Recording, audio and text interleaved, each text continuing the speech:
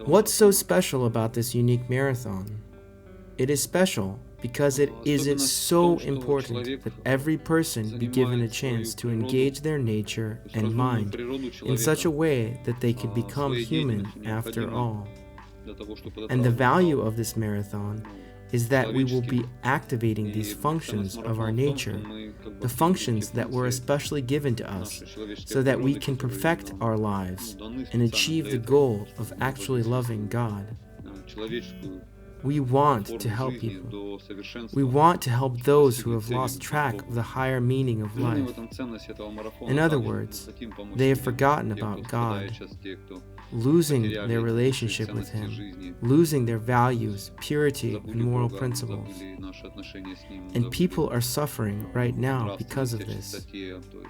And this marathon is a big discount on a cure, a means to help us get over the trauma that is happening right now. It is the key to not losing our human dignity, so that we don't lose sight of the purpose of our lives, the purpose given to us to reestablish a connection with God, to get back that which we lost. Love God with all your heart, as they say.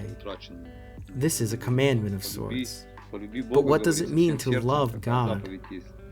For this, God wrote Srimad Bhagavatam, and He gave this Vedic science to us, the people of Kali Yuga, in a form that we can understand. And this is exactly what Srimad Bhagavatam is meant for, to help us rediscover the essence of activities, the activities of the soul or the devotee, and the pastimes of God. And through that, at the very least, you can get everything necessary to cultivate that love of God. And God comes as Himself, as a devotee to show us, to be an example for us. This is the significance of Chaitanya Charitamrita. It is a treatise or spiritual scripture that directly details the appearance of God as a devotee, who shows through his example how to love God. Chaitanya Charitamrita gives us an understanding of how God came to this world to teach His children how to love Him through His own example. The goal of this marathon is to raise the spiritual potential of the people that will participate. And when we raise someone's spiritual potential, they will resonate even stronger across the whole world. In other words, this is how we can help people. If it's just one person doing it, or even a couple, that's not so many.